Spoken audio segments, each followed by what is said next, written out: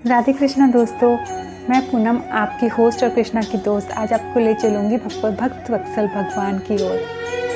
जब कृष्णा के बारे में कुछ कहना होता है ना तो शब्द कम पड़ जाते हैं, बस आंखों से आंसू आते हैं और चेहरे पे प्यारी सी स्माइल आ जाती है। मेरे लिए तो वो कोई इंसान या भगवान नहीं है, वो एक प्यारा सा एहसास है। ज़िंदगी जीने के लिए मेरी सांस है। दोस्त, प्रेमी, माँ, पापा, किसी भी एक रिश्ते का नाम कैसे दे दूँ उन्हें?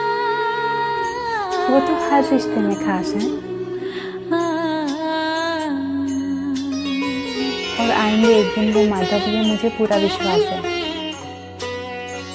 अब मैंने भगवान को कहीं देखा तो है नहीं, तो ये विश्वास कहाँ से आया? ये विश्वास आया सत्संगति से। सत्संगति मतलब अच्छा संग, अच्छी किताबें पढ़ना, उनका चिंतन करने से, उनका मनन करने से, उनका ध्यान करने से और उनकी कथाएं सुनने से। रामायण में एक स्तुति है, स्तुति नहीं, एक दोहा है, उसमें लिखा है हरि अनंत हरि कथा अनंता, कही सुनई बहु विधि सब संता। इसका मतलब है हरि अनंत है, मतलब उनका कोई अंत नहीं है, उनकी कथाएं तो और भी अनंत हैं। कही सुनई बहु विधि सब संता, इसका अर्थ है कि बहुत प्रकार से कहते हैं, सुनते हैं संत लोग। तो सत्संग यही हो गई कि भगवान का चिंतन करते रहने से हम अच्छे बन जाते हैं और हमारे मन में एक अटूट विश्वास आ जाता है कि भगवान तो है ना हमारे साथ। तो आपके मन में हरि के प्रति आस्था दृढ़ हो, इसीलिए मैं आपके लिए छोटी सी हरि कथा लेकर प्रस्तुत हूँ। इस कथा का शीर्षक है सबसे बड़ा भक्त कौन। एक बार देवऋषि नारद के मन में यह अभिमान हो गया कि वे भगवान के सबसे बड़े भक्त हैं। तो उन्होंने सोचा क्यों ना जाकर भगवान से पूछा जाए कि प्रभु आपका सबसे बड़ा भक्त कौन है। नारायण नारायण नारायण नारायण, मैं दिन रात भगवान विष्णु का ही ध्यान करता हूँ, गुणगान करता हूँ, फिर मेरा से बड़ा भक्त तो उनका कोई हो ही नहीं सकता। चलो श्री हरि से ही जाकर पता किया जाए। प्रणाम। आओ नारद, कहो कैसे आना हुआ।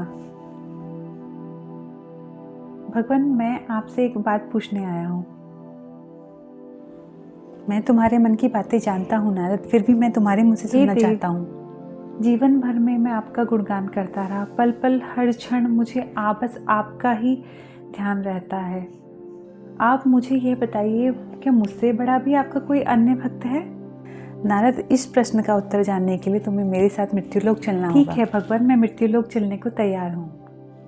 तो दोनों धरती की ओर चल पड़े। धरती पर पहुंचकर दोनों ने किसान का भेष धारण कर लिया और वह एक गांव के किनारे बनी एक झोपड़ी में चल पड़े। विष्णु भगवान बोले, नारद, मेरा एक बहुत बड़ा भक्त इस कुटिया में रहता है। नारद, मेरा सबसे बड़ा भक्त इस कुटिया में रहता है। आश्चर्य है, क्या मुझसे भी बढ़कर भक्ति हो सकती है? आओ नारद, स्वयं ही जान लोगे। और नारद आश्चर्य करके मन में सोचने लगे कि कमाल है, कोई मुझसे भी बड़ा भक्त हो सकता है क्या? अतः विष्णु भगवान और नारद जी कुटिया की ओर बढ़ गए। किसान उस समय कुटिया के बाहर अपनी गाय को बांध रहा था। उसके मुख से हरि श्री हरि गोविंद का स्वर निकल रहा था। किसान भेषधारी विष्णु ने उसके निकट जाकर नारायण नारायण कहा तो किसान ने विनीत स्वर में पूछा, आप कहाँ से आए हैं भद्र? मेरे लिए कोई सेवा हो तो निसंकोच बताइए। किसान भेषधारी भगवान विष्णु ने कहा, हम नगर जा रहे हैं पर अंधेरा घिरने लगा है, वन में जंगली पशुओं का डर है, इसलिए रात भर आश्रय चाहते हैं। किसान ने प्रसन्न भाव से कहा, मेरी कुटिया में आपका स्वागत है भद्र, जो रूखा सूखा घर में है आपके लिए हाजिर है। भगवान ने मुझे आप लोगों की सेवा करने का अवसर दिया, बड़ी कृपा हुई उनकी। बाहर दालन में एक खटिया लगाकर दोनों को बिठाकर किसान अंदर गया और पत्नी से कहा, देवी, 2 अतिथि आए हैं। किसान की पत्नी उस समय अपने बच्चों को भोजन परोस रही थी। धीरे से आटे का बर्तन दिखाती हुई बोली, घर में इतना सा ही आटा है और ये बच्चे भोजन मांग रहे हैं। किसान बोला, कोई बात नहीं, हम अतिथियों को भरपेट भोजन कराएंगे, तुम बच्चों को आज कांजी बना कर पिला देना। नारद और भगवान विष्णु उन दोनों का सारा वार्तालाप सुन रहे थे, फिर भी परीक्षा के लिए भोजन की थाली पर बैठ गए। जब दोनों भरपूर भोजन कर चुके तो नारद सोचने लगे, यह सीधा साधा भक्त गृहस्थ भगवान का सबसे बड़ा भक्त कैसे हो सकता है? उधर श्रीहरि ने किसान से भोजन लाने की फरमाइश की। बोले, मेरा पेट अभी नहीं भरा, क्या और भोजन मिलेगा? किसान रसोई घर में गया, जाकर पत्नी से पूछा कुछ और भोजन बचा है क्या।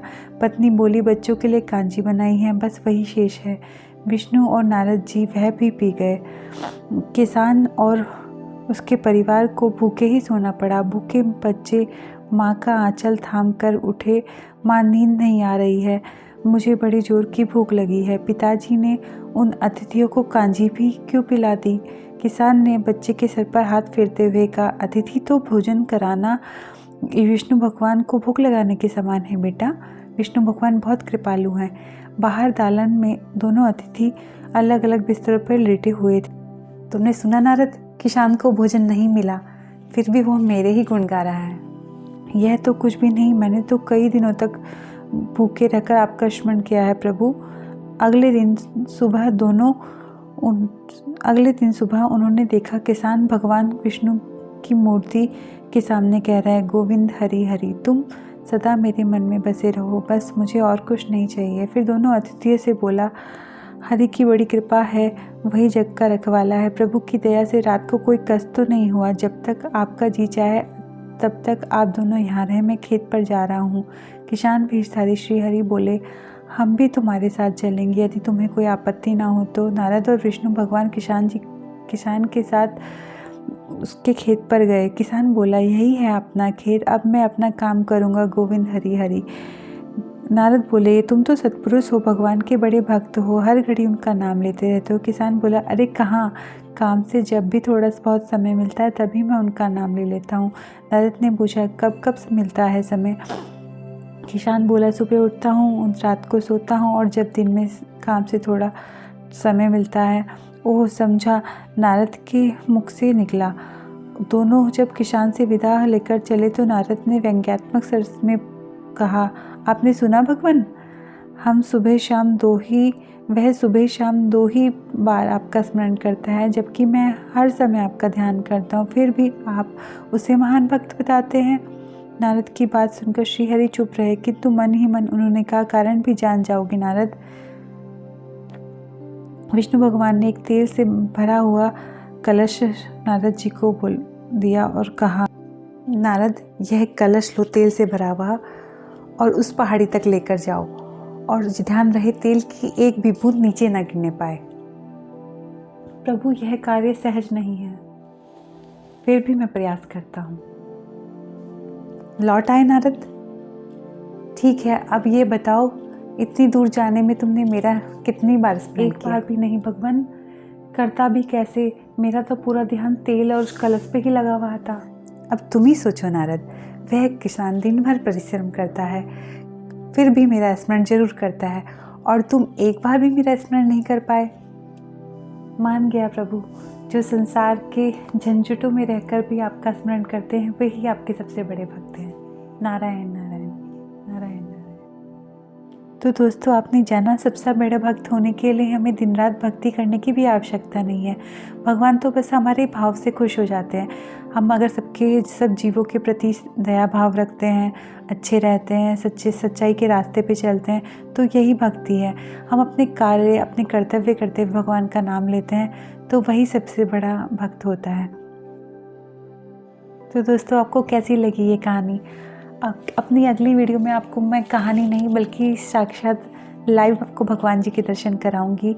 तो please keep supporting me and keep watching मी। राधे कृष्णा दोस्तों।